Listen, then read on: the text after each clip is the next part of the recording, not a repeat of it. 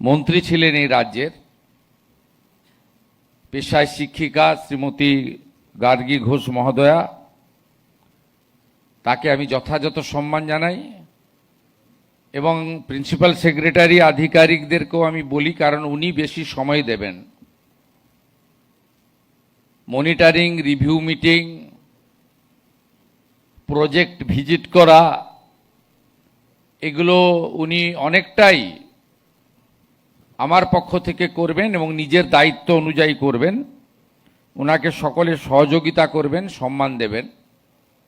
যে বিষয়গুলো আমার গোচরে আনা দরকার সেগুলো উনিও আনবেন, প্রধান সচিবও আনবেন। ওনাকে আমি বিশেষভাবে ধন্যবাদ এবং অভিনন্দন জানাই। আমাদের প্রিন্সিপাল সেক্রেটারি রয়েছেন, তিনি দীর্ঘদিন এই বিদ্যুৎ দপ্তরে কাজ করছেন নানা আপনার পোস্টে। ওনাকেও আমি অনেক দিন ধরে চিনি, তরুণ অবস্থা থেকে চিনি। খুব কাজের মানুষ, গতিশীল আধিকারিক শান্তনু বসু মহোদয়। আমাদের একাধিক দায়িত্বে আছেন সরকারের, পিডিসিএল এর, WBPDCL এর এমডি এবং আইএস পিবি সেলিম মহোদয়। আমাদের আইপিএস অফিসার জি শ্রীনিবাস আছেন। আমাদের বিধাননগর পুলিশ কমিশনারেটের তরুণ কমিশনার অমিত রাঠোরজি আছেন, আইপিএস, এবং অন্যান্য যারা আছেন, যারা আমাদের এই বসার ব্যবস্থা করে দিয়েছেন, তাদেরকে ধন্যবাদ জানাই। আমি কিছুদিন আগে দপ্তরে রিভিউ করেছি। মাননীয়া গার্গী বোন মহোদয়া তিনি একটু ট্যুরে ছিলেন বাইরে, কিছু তার আস্থার জায়গায় মন্দির ভিজিট ছিল বাইরের রাজ্যে। বাকি আধিকারিকদের নিয়ে চিফ সেক্রেটারি, ফিনান্স সেক্রেটারি আমরা বসে অনেকগুলো চালু কাজ এবং আগামী দিনে কি করতে চাই, অনেক ডিসকাশন শুধু নয়, ডিসিশনও আমরা নিয়েছি। আস্তে আস্তে আরো রিভিউ হবে। আমি প্রথমত আপনাদের বলিনি যে বিদ্যুৎ দপ্তর জরুরি পরিষেবা যে সমস্ত দপ্তর দেয় সেই দপ্তরগুলির মধ্যে অন্যতম।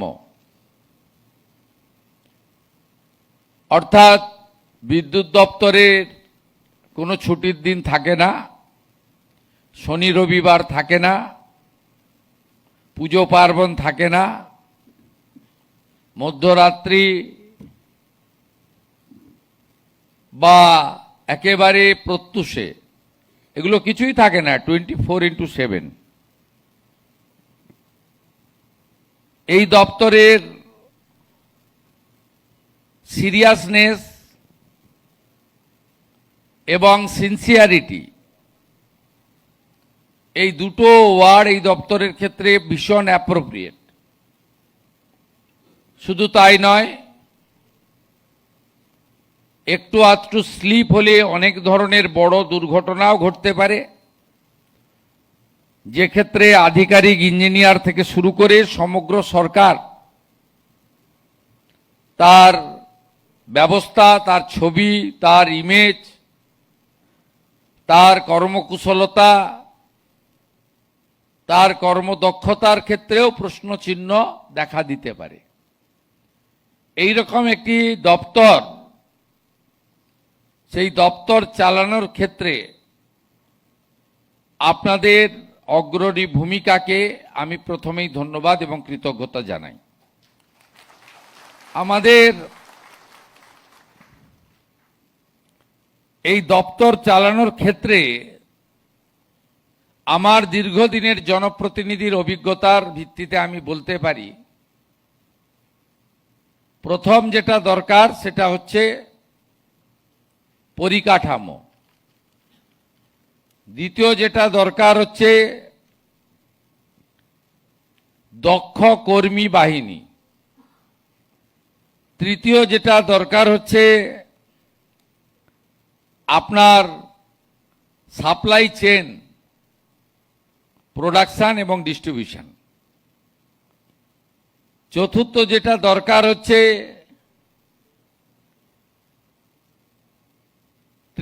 ত্রিস্তরে যে ব্যবস্থা রয়েছে, অর্থাৎ ইন্ডাস্ট্রিয়াল, কমার্শিয়াল, ডোমেস্টিক, এই ত্রিস্তরে আমাদের ভিন্ন ভিন্ন অর্থনৈতিক রূপরেখা। আমরা যেমন ইন্ডাস্ট্রিকে উৎসাহিত করব, আমরা যেমন কমার্শিয়ালি আমাদের বিদ্যুতের ব্যবহার বা খরচকে বাণিজ্যিকভাবে আমরা গাণিতিক হিসাব করব, একইভাবে ডোমেস্টিকের ক্ষেত্রে আমরা অর্থ থেকেও পরিষেবার দায়বদ্ধতাকে অগ্রাধিকার দেব। আমি খুশি আমাদের যে তিনটি নিগম এখানে রয়েছে, সেই তিনটি নিগমই কম বেশি প্রফিট মেকিং কনসার্ন। তার ফলে আজকে তারা 2% CSR এর কাজ করতে পারছে। আজকে বিশ্ববন্দিত যুব সন্ন্যাসী স্বামী বিবেকানন্দের জন্মস্থান, জন্মভিটা সিমলা, সেখানে আপনারা 5 কোটি টাকা দিতে পারলেন নিগমের পক্ষ থেকে। আপনারা প্রফিট করেছিলেন বলে, আপনার CSR এর যে ইয়ারমার্ক করা বাজেট, সেই বাজেটে প্রভিশন ছিল বলেই দিতে পারলেন। এটা দরকার, কারণ ওটা কেবলমাত্র একটা বাড়ি নয়, ওখানে যিনি জন্মগ্রহণ করেছিলেন তিনি ভারতবর্ষকে পৃথিবীর সর্বোচ্চ জায়গায় নিয়ে গেছেন। আমি ক্লাস 11-এ যখন পড়ি, অর্থাৎ 1989 থেকে 12ই জানুয়ারি ওখানে আসি, এবং এর আগে আমি HRBC চেয়ারম্যান যখন ছিলাম তখন ভারত সরকার ওখানে একটি সাংস্কৃতিক কেন্দ্র করে দিয়েছে। 4 কোটি টাকা ব্যয়, 3 কোটি টাকা ভারত সরকার দিয়েছিল, আমি 1 কোটি টাকা HRBCর ফান্ড থেকে দিয়েছিলাম। অর্থাৎ এই ধরনের ভালো কাজ আপনারা করতে পারছেন, আপনারা প্রফিট মেকিং কনসার্ন বলে। আমি আপনাদের বলবো, যেখানে যেখানে সাবস্টেশন করা দরকার, পেন্ডিং রয়েছে, দ্রুততার সঙ্গে পরিকল্পনা করুন। যা আছে তাকে তো রক্ষণাবেক্ষণ করতে হবে, নতুন সাবস্টেশন বাড়াতে হবে। এর ফলে এমনি এই রাজ্যের শিল্পে অনেক দিন ধরেই খরা চলছে, বিদ্যুৎ উদ্বৃত্ত। এই উদ্বৃত্ত বিদ্যুৎ থাকা সত্ত্বেও সাবস্টেশনগুলি ঠিকঠাক মতো জমি কেনা যায়নি, জমি পাওয়া যায়নি, সরকারের অন্য দপ্তরের সঙ্গে সমন্বয় সাধন করা যায়নি। এর ফলে লো ভোল্টেজের সমস্যা, কোথাও কোথাও 4 ঘন্টা 6 ঘন্টা রাজ্যে বিদ্যুতের কোনো ঘাটতি না থাকা সত্ত্বেও লোডশেডিং নামক বাম জমানার পুরনো একটি শব্দ এখনো কোথাও কোথাও উচ্চারিত হচ্ছে। এটা সরকারের পক্ষে ভালো নয়। সরকার কে চালাচ্ছে, কারা চালাচ্ছেন বড় কথা নয়, বিদ্যুৎ দপ্তর কেমন চলছে এটাই বড় কথা, এবং তার দায়িত্ব আপনাদের। চেয়ারটা তো একই, ব্যক্তির পরিবর্তন হয়, রঙের পরিবর্তন হয়, বিচারধারার পরিবর্তন হয়, ভারতবর্ষের সুমহান গণতান্ত্রিক ব্যবস্থা এটা আছে, কিন্তু এই দপ্তরকে নিজের পরিবারের মতো আপনারা ভালোবাসেন, তাই সাবস্টেশনগুলো তৈরি করা দরকার এবং নিচের তলায় যেখানে যেখানে আমাদের সেই পিডিসিএল এর হোক বা ডিস্ট্রিবিউশন সেন্টার হোক, অনেক রিমোট জায়গায় আছে, সেখানে যে কর্মচারীরা, ইঞ্জিনিয়াররা তারা থাকেন, তাদের আবাসের প্রতিও যত্ন দপ্তরকে নেওয়া উচিত। তারা কিভাবে আসছেন, কিভাবে থাকছেন ঝড়ঝলের মধ্যে, তাদের বিষয়গুলোকে দপ্তরকে দেখা উচিত। এইভাবে একেবারে মাইক্রো লেভেলে কোথায় কোথায় কি করা দরকার, এই বিষয়ে আমাদের উদ্যোগ গ্রহণ করা উচিত বলে আমার মনে হয়েছে। এর সাথে সাথে ভারতবর্ষে সবচেয়ে কম মনে হয় সিটিতে যেখানে আন্ডারগ্রাউন্ড কেবল আছে, এটা পশ্চিমবঙ্গে। আমরা এটা নজর দিইনি। এটা শুধু বিদ্যুৎ দপ্তরের কাজ নয়, ভারত সরকারের আরবান ডেভেলপমেন্ট মিনিস্ট্রির সঙ্গেও করা যেতে পারে। একটা বিরাট অঙ্কের টাকা পড়ে রয়েছে, পুরো টাকা ওরা দেয় না, কিছু টাকা সফট লোন নিতে হয় আর ভারত সরকার কিছু টাকা দেয়। তা আমাদের পর্যটন কেন্দ্রগুলো এবং বড় সিটি কর্পোরেশনগুলো, সেই সব জায়গায় আন্ডারগ্রাউন্ড কেবলের কাজ আরো কত বেশি করে করা যায় সে পরিকল্পনারও দপ্তরের নেওয়া উচিত। এবং সবসময় পরিকল্পনা 5 বছরের নেওয়ার কোনো দরকার নেই। এই অর্থবর্ষে আমি কতগুলো কাজ নিতে পারবো, কতগুলো কাজ করতে পারবো, এক্ষেত্রেও আমাদের যে পুরনো তৈরি কাজকে আপগ্রেড করব, তার প্রয়োজনীয় অনেক দিন, বছরের পর বছর হয়ে গেছে, তাকে সুন্দর করে রিনোভেশন করব, রিপেয়ারিং করব, এটা প্রথম। দ্বিতীয় হচ্ছে উন্নয়ন একটা কন্টিনিউয়াস প্রসেস। 11 সালে যারা ছেড়ে দিয়ে গেলেন তারাও কিছু কাজ করতে করতে ছেড়ে দিয়ে গেছেন। এই 15 বছর যারা ছিলেন তারাও হয়তো কিছু কাজ করতে করতে হাফ ডান করে ছেড়ে দিয়ে চলে গেছেন।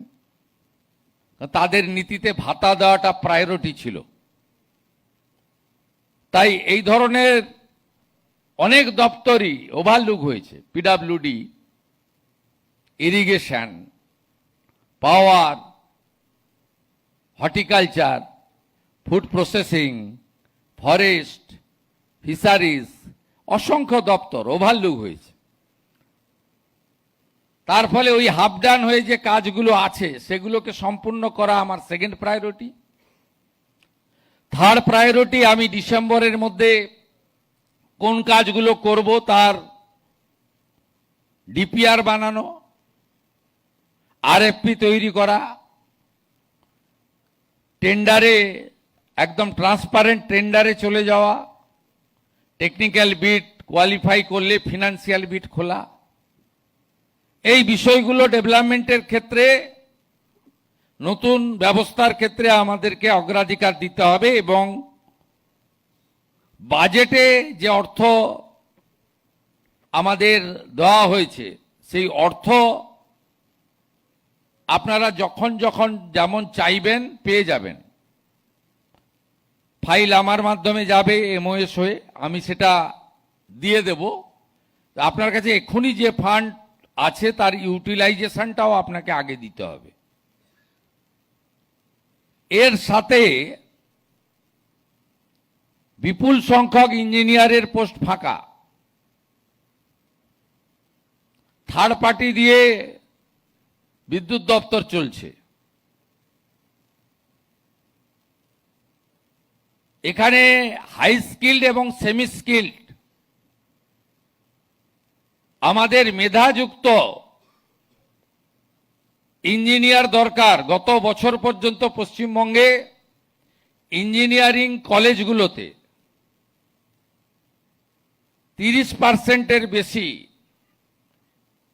অ্যাডমিশন নেয়নি, মুখ ঘুরিয়ে নিয়েছিল। কেন জানি না, এই সরকার আসার পরে এইচএস এর রেজাল্ট বেরিয়েছে এবং এইচএস এর রেজাল্ট বেরোনোর পরে 3 দিনের মধ্যে আমরা অ্যাডমিশন শুরু করেছি। এবারে পশ্চিমবঙ্গে আপনাদেরও ইঞ্জিনিয়ারিং কলেজ রয়েছে কোলাঘাটে। আপনারা ডাটা দেখবেন, আমি সোশ্যাল মিডিয়াতেও দিয়েছিলাম, 100% ইঞ্জিনিয়ারিং এর সিট ফিল আপ হয়ে গেছে। তার মানে সবাই ভাবছে যে এরা নিয়োগ টিয়োগ করবে। এবারে বাবা মারাই তো উৎসাহিত করেন। এর আগে বাবা মারা বলতো বেশি পড়ে লাভ নেই, রিড অ্যান্ড রাইট, 10 পর্যন্ত পড়ে, কারণ খরচ আছে তো। একটা মোটা বই কিনতে গেলে তো 500 টাকা লাগে, একটা ভালো ল্যাপটপ কিনতে গেলে 35-40 হাজার টাকা লাগে, একটা ট্যাব কিনতে গেলে 14,000 টাকা মিনিমাম লাগে। এসব করে কি হবে, ইনভেস্ট করে, তারপরে সেমিস্টারের টাকা ইত্যাদি ইত্যাদি। তা হয়েছে, এর ফলে এরা যে এবছর ভর্তি হয়েছে এবছরে ইঞ্জিনিয়ারিং চাকরি পাবে তা নয়, কোর্স কমপ্লিট করতে হবে। আমরা চাই আপনাদের ভ্যাকেন্সিও যে আছে সেটা করতে। একটা আন্ডার প্রসেস আছে, আমি এই পদ্ধতি সমর্থন করি না যেটা ডিপার্টমেন্ট রিক্রুট করছে। এটা 100% ফেয়ার হতে পারে না। মন্ত্রীদের ইন্টারভেনশন ছিল। আপনি যদি এই পদ্ধতিতে চালান, আমি জানি না আমার দপ্তর থেকেও ইন্টারভেনশন হয়ে যেতে পারে। এমন কেউ এসে রিকোয়েস্ট করলো, একটু দেখে নেন তো। মন্ত্রী দেখে নিতে বলা মানেই তো অর্ডার। আপনাদের যা আন্ডার প্রসেস আছে রিক্রুটমেন্ট চলুক, আমি পরের আন্ডার রিক্রুটমেন্ট পুরোটা বের করে পিএসসিতে দিয়ে দেবো। কারণ আমি ইঞ্জিনিয়ার নিয়োগের ক্ষেত্রে খুব বদনাম হয়ে গেছে রাজ্যের। এই 26,000 শিক্ষক শিক্ষিকার চাকরি, মিউনিসিপ্যাল রিক্রুটমেন্ট স্ক্যাম সব মিলিয়ে ভীষণ বদনাম হয়ে গেছে। আপনি তো আফটার অল বাঙালি, বাঙালির মেধা কিন্তু ওয়ার্ল্ড ফেমাস। আপনি কেন ঢুকবেন? আমি তো অ্যাটেন্ডেন্ট পাই, অ্যাটেন্ডেন্টে ঢোকাবো আমার পছন্দের কোনো লোক বা কোনো সহযোগী থাকলে। আমি কেন ইঞ্জিনিয়ারিং এই হাই স্কিল্ড লোকজনে কেন ইন্টারফেয়ার করব? আপনারা শুনলে খুশি হবেন, school service commission, college service commission, under process PSC, কোনো পলিটিক্যাল লোক থাকবে না। এসএসসি থেকে সিএসসি থেকে হাঁটিয়ে দিয়েছে। দূষণ নারিয়ালা চেয়ারম্যান হয়েছে স্কুল সার্ভিস কমিশনে। পিএসসিও তাই করব, কিন্তু যেটা প্রসেসে আছে শান্তনুবাবু বলেছিল আমি ওটা করে নিতে বলছি। ওটা নিয়ে আর এক্ষুনি আর কিছু বলছি না। তো পরে আমি একদম মেধাযুক্ত লোকজনকে এখানে ইনভাইট করব। দপ্তরটাকে ভালো বানাতে হবে। হিউম্যান রিসোর্স সবচেয়ে বড় জিনিস একটা দপ্তরের এবং একটা পরিষেবার ক্ষেত্রে। এবং আপনারা অনেকে অনেক দিন এক জায়গায় রয়ে গেছেন, ট্রান্সফার পলিসি থাকা উচিত। আমি লিস্ট করতে বলেছি, 3 বছরের বেশি থাকলে, যাদের 1 বছর রিটায়ারমেন্টে বাকি আছে আমি টাচ করব না। কিন্তু 3 বছরের বেশি যারা আছেন একটু ভাবতে হবে। এক্সেপশন থাকবে, কেউ পেশেন্ট থাকলে বা কারোর কোনো অসুবিধা থাকলে আমি কনসিডার করব, এমওএসও কনসিডার করবে, কিন্তু একটা পলিসি থাকা উচিত। এখানেও অনেক কিছু ঘটে, আমি কিছু শুনতে পাই। আমি তো ফিল্ডে থাকা লোক। তা মুখ্যমন্ত্রী ছাড়া সব পদই আগে হয়ে গেছিল। লাস্ট মুখ্যমন্ত্রী ছিল, এটাও জনগণ দিয়ে দিয়েছে। এলওপি হয়েছি, ক্যাবিনেট মিনিস্টার হয়েছি, এমপি হয়েছি, এমএলএ হয়েছি, মিউনিসিপ্যালিটির কাউন্সিলর হয়েছি, চেয়ারম্যান হয়েছি। I started my journey 1988, 34 years I am on the ground. Naturally আমি এক্ষেত্রেও একটা নীতি থাকা দরকার, এটা আমি আপনাদের কাছে বলবো। আর আপনাদের স্যালারি বা ফাইন্যান্সিয়াল প্রোটেকশনের ক্ষেত্রে যারা তো সরকারের ডাইরেক্ট এমপ্লয়ি, তাদের ক্ষেত্রে রাজ্য সরকার তো ভাবতে শুরু করেছে। আমরা সুপ্রিম কোর্টের অর্ডারে কিছু কিছু এরিয়ার ডিএস আগে সরকার শুরু করে দিয়ে গেছিল, আমি অনেকটা এগিয়ে দিয়েছি। বাকিটাও আস্তে আস্তে এরিয়ার ডিএ আমরা দিয়ে দেবো, যেমন যেমন আমাদের সুপ্রিম কোর্টের যে কমিশন হয়েছে তাদের ডাইরেকশন মতো। আমরা প্রথম 8 থেকে 15 আগের সরকার কিছু দিয়ে গেছিল, আমি এসে অনেকটা দিয়ে দিয়েছি। বাকি 15 থেকে 19 এটা আন্ডার প্রসেস আছে, রিটায়ারমেন্ট লোকদের আগে দিচ্ছি, দিয়ে আস্তে আস্তে করে দেবো। 20% ডিএ আমরা 42% গ্যাপ আছে, বাজেটে 20% ডিক্লেয়ার হয়েছে এবং ওটা অক্টোবর মাস যেহেতু পুজোর মাস, আপনারা অ্যাডভান্স বেতন পাবেন, তার সঙ্গে আমরা মার্চ করে দিয়ে দেবো। 20% ডিএ বেড়ে যাবে অক্টোবর থেকে। এসেই গেল knocking the door. Pay commission 7th বানিয়ে দিয়েছি, ওই টার্মস অ্যান্ড রেফারেন্স তৈরি হয়ে গেছে, তার ডিসকাশন চলবে। মাস 6 তো মিনিমাম লাগে, যখনই দিয়ে দেবে আমি চেষ্টা করব এই ফাইন্যান্সিয়াল ইয়ারের শেষের দিকে হলেও 7th পে কমিশন। এর আগেও যে 6th পে কমিশন হয়েছে সেটা আমি তখন উদ্যোগ নিয়ে করেছিলাম। 2015-তে আমাদের অভিরূপ সরকারের কমিটি তৈরি হয়েছিল, আমি 16-তে মন্ত্রী হয়েছিলাম। তাই কমিটি অনেক দিন সময় লাগিয়েছে। আমি 19-এর শেষের দিকে দিদেন সিএমকে বলেছিলাম, আপনি এতদিন পে কমিশন হার্ডলি 1 বছর লাগে, 6 মাসও করা যায়, 1 বছর লাগে। আমাকে তখন উনি বলেছিলেন যে অর্থমন্ত্রী বলছেন যে কমিশনের রিপোর্ট রেডি নেই। আমি ভুল কথা বলছি, আপনি কমিশনের চেয়ারম্যানকে জিজ্ঞেস করুন। তো উনি জিজ্ঞেস করেছিলেন আমার সামনে ডেকে, কমিশনের বলেছিলেন যে অর্থমন্ত্রী বলেছেন যে রিপোর্টটা জমা দিতে না, টাকা নেই। তা আমি বললাম যে এটা আপনি দিয়ে দেন। তা সেই মতো 2020 জানুয়ারিতে 6th পে কমিশন আপনারা পেয়েছিলেন, কিন্তু তাতে ডিএ আপনার তুলে দেওয়া হয়েছিল। এটা তো পরে সুপ্রিম কোর্টের লড়াই, এটা আপনাদের ডিমান্ড, একবারে 60 থেকে শুরু করে সুপ্রিম কোর্ট সব জায়গায় জিতেছেন আপনারা। আমারও একটু ছোটোখাটো রোল পিছনে ছিল। যাই হোক, আপনাদের কারোর কোনো অসুবিধা হবে না। আর বাকি যারা থার্ড পার্টি পাচ্ছেন, ওয়েবেলের মাধ্যমে নিয়োগ হয়েছে বা অন্যান্য, এদেরও রিভিউ আমাদের সেলিম সাহেব এবং শান্তনু বসু মহোদয়ের করা উচিত। কারণ আমরা সব জায়গায় দেখছি, দেখুন যারা কাজ করবে তাদেরকেও ভাবতে হবে। কিন্তু আমরা ছোট ছোট কাজ করেছি, এগুলো সব সরকারের ভাবা উচিত। যেমন আপনাদের এই পেমেন্ট সংক্রান্ত না, কিন্তু অর্থনৈতিক সংক্রান্ত। আপনার হাই স্কুলের বাচ্চাদের বা আপার প্রাইমারির বাচ্চাদের মিড ডে মিলের জন্য বরাদ্দ 10 টাকা, প্রাইমারির বাচ্চাদের ছিল 6 টাকা 78। আমরা বললাম যে না, এটা হতে পারে না, ওদেরকেও 10 টাকা দেওয়া উচিত। কেন্দ্র সরকার যদি না দেয় আমরা ওন ফান্ড থেকে দিব, আমরা 10 টাকা করেছি। এটা ছোট্ট কাজ, বড় কিছু নয়। 2017 সালে হসপিটালে 3 বেলা খাওয়ারের ডায়েটের রেট ছিল 56 টাকা 40। 2017-তে আপনার রিভিউ হয়েছিল 17 আর আজকে 26। আমি পিজিতে গেছিলাম, ওটা আমার ভবানীপুর বিধানসভার মধ্যে পড়ে, আমি রুগী কল্যাণ সমিতির চেয়ারম্যান অ্যাজ এ এমএলএ। আমি পিজিতে গেছিলাম, রুগীরা বলছে সকালে দুপুরেও কুমড়ো, সন্ধ্যাতেও কুমড়ো। আমি বললাম কেন, এমএসভিপিকে জিজ্ঞেস করলাম, বলে 56 টাকা 40 পয়সা 3 বেলা খাওয়ার কিভাবে দেবে। আমি দ্রুততার সঙ্গে ওটাকে 110 টাকা করে দিয়েছি 3 বেলা খাওয়ার।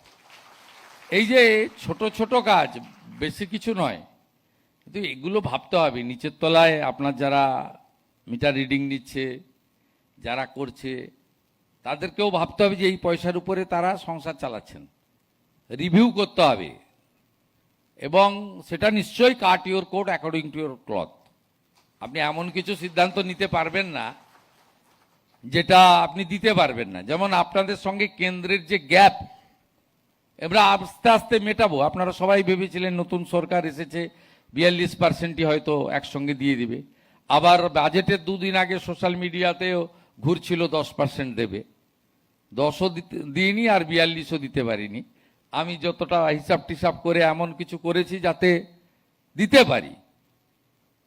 অতএব আগামী দিনে নিশ্চয়ই মেকআপ করে দেবো আমরা আস্তে আস্তে। এইভাবে এই দপ্তরেও আপনারা খুব মন খুলে কাজ করুন। ভয়ভীতি কাটিয়ে ফেলুন। আমি কতগুলো বিষয় আপনাদেরকে বলছি, এগুলো নির্দেশই ধরে নিতে পারেন।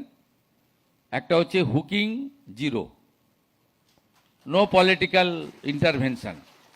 কোনো এমএলএ এমপি, কোনো রুলিং পার্টি বিজেপির লোক আপনাকে ফোন করবে না, করলে আপনার অ্যাকসেপ্ট করারও দরকার নেই। হুকিং জিরো, র্যান্ডাম কাটতে থাকুন। সেকেন্ড, আপনার যে বকেয়া বিল পড়ে রয়েছে ইন্ডাস্ট্রিয়াল আর কমার্শিয়ালের ক্ষেত্রে একদম জিরো টলারেন্স, আদায় করুন, যেভাবে পারেন আদায় করুন। সবচেয়ে বেশি ফাঁকি দিচ্ছে নেতাদের প্রতিষ্ঠানরা। আমি দায়িত্ব নেওয়ার পরে 2 জায়গায় লাইন কেটেছেন, তারপরে কিছু টাকা আদায় হয়েছে। পূর্ব মেদিনীপুরের একটি কাজু নাট ফ্যাক্টরি, আর মালদাতে একজনের প্রাইভেট এডুকেশনাল ইনস্টিটিউশন। তিনি এমএলএ, বড় নেতা, জেলার সভাপতি ছিলেন। পূর্ব মেদিনীপুরেও তিনিও বড় নেতা। টাচ করতে দেয়নি, যখনই গেছেন নোটিশ দিয়েছে, বলছে আমি সে বুঝে নেব। অরূপদার সঙ্গে আমার কথা হয়ে গেছে, আপনি চলে এসছেন ফিরে। অতএব এক্ষেত্রে একদম কারো কথা শুনবেন না। শুধু ডোমেস্টিকের ক্ষেত্রে বলবো, আমরা মানুষ তো, হুঁশ যার আছে সেই মানুষ। ডোমেস্টিকের ক্ষেত্রে অনেকের পরিবারে এমন এমন অসুখ এসে উপস্থিত হয়, তার সব চলে যায়। স্বাভাবিকভাবে ডোমেস্টিকের ক্ষেত্রে নোটিশ দিয়ে, বলে, জানিয়ে, দেখবেন তার পাস্ট পারফরমেন্স ভালো, সব সময় দেয়নি তা নয়। এগুলো বলে বুঝিয়ে করতে হবে। স্মার্ট মিটারের ক্ষেত্রেও তাই। আমরা আস্তে আস্তে শুরু করেছি, government institution, government schools and government employee, আস্তে আস্তে আস্তে আস্তে দেখবেন ওখানেও আপনার মিসকনসেপশন, বিশেষ করে লেফটিস্টরা, তারা এটা নিয়ে বেশি করে। কিন্তু আজকে ত্রিপুরাতেও করেছিল, এখন ত্রিপুরাতে সব জায়গায় স্মার্ট মিটার হয়ে গেছে, কোনো নেগেটিভ কিছু নেই। একটা এক্ষেত্রেও আমারও বক্তব্য ছিল, আমি এলওপি যখন ছিলাম বলেছিলাম, আলোচনার মাধ্যমে ধীরে ধীরে এগোন। লোক যখন বুঝতে পারবে যে এতে কোনো নেগেটিভ হয় না, আজে বাজে বিল আসে না, তার একটা গ্রিভেন্স সেল থাকবে, তার কোথাও আপনার খুব খারাপভাবে অ্যাব্রাপ্ট বিল এলে তিনি রিড্রেসাল সেলের সাপোর্ট পাবেন। হটলাইন, অনলাইন আপনার অভিযোগের একদম ডেডিকেটেড নাম্বার, একটা ব্যবস্থা থাকলে ধীরে ধীরে ধীরে ধীরে দেখবেন ঠিকঠাক হয়ে যাবে। তাই হুকিং, কমার্শিয়াল, ইন্ডাস্ট্রিয়ালের ক্ষেত্রে পেন্ডিং বিল আদায় এবং ধীরে ধীরে স্মার্ট মিটারের ক্ষেত্রে করা। আর বিকল্প শক্তি যেহেতু কোরিলেটেড, কারণ আপনার এক্সেস যে পাওয়ারটা তৈরি হবে সৌর বিদ্যুতে, সেটা আপনার গ্রিডে যদি আমরা না দিতে পারি, থ্রো করতে না পারি, তাহলে তো সেই প্রজেক্ট ফেল করবে। যদিও এটা টেকনিক্যাল সাবজেক্ট, কিন্তু প্র্যাকটিক্যালি এটা আমার মনে হয়েছে। এই জন্য আপনাদের সঙ্গে, আপনাদের WBSEDCL বা ইত্যাদি আপনাদের সঙ্গে এই নন কনভেনশনাল এনার্জি, এটাও কোরিলেটেড। সবচেয়ে বেটার কাজ মহারাষ্ট্র করেছে, 26 লক্ষ প্রধানমন্ত্রী সূর্যঘর, সবচেয়ে ভালো। আগে সরকার নেয়নি, কেন নেয়নি আমি জানি না। আমরা নিয়েছি, আমাদের 1 লাখ মাত্র কোটা দেওয়া হয়েছে। আমার বিশ্বাস আমরা অনেক বেশি করতে পারবো। একটা প্রবলেম আছে, সাবসিডি কিছু আপনার গ্রাহককে লাগাতে হচ্ছে টাকা। সেক্ষেত্রে SC STদের ক্ষেত্রে আমরা অ্যাডিশনাল 15,000 টাকা, 100 ইউনিটে 5,000 করে টাকা দেওয়ার সুযোগ রেখেছি। আমরা ভাববো, আপনারা কেসগুলো তোলার চেষ্টা করুন। আজকেও একটু পরে আমাদের 1800 বাড়িতে আমরা নবান্ন সভাগৃহ থেকে সুইচ দেব। এটা ছোট্ট প্রোগ্রাম, কিন্তু মেসেজটা হচ্ছে যে আমরা প্রধানমন্ত্রী সূর্য ঘরে বিকল্প শক্তিতে ওয়েস্ট বেঙ্গল আজ থেকে এন্ট্রি নিল। It's a message. আর সবাই ভালো থাকবেন। আমি চেষ্টা করব মাসে একদিন বিদ্যুৎ ভবনে 1-2 ঘন্টা এসে বসার। বাকি কমিউনিকেশন থাকবে, এমওএস বেশি সময় দেবেন, উনি রিভিউ মিটিং টিটিং ডাকবেন, আপনারা কোঅপারেট করবেন, উনি ফিল্ড ভিজিট করবেন, আমার অনেক কাজই উনি করবেন, আর আমাদের টিম রয়েছে, তো কমিউনিকেশন থাকবে। চিফ সেক্রেটারির নেতৃত্বে আধিকারিকরাও খুব ভালো কাজ করছে। সবাই মিলে আমরা ইউনাইটেডলি কাজ করব। আমাদের পশ্চিমবঙ্গকে আমরা ভারতবর্ষের 1 নম্বর জায়গায় নিয়ে যাব, তার সঙ্গে পাওয়ার ডিপার্টমেন্টও থাকবে। সবাই খুব ভালো থাকবেন। সবাইকে নমস্কার জানিয়ে আমার কথা শেষ করলাম। জয় হিন্দ।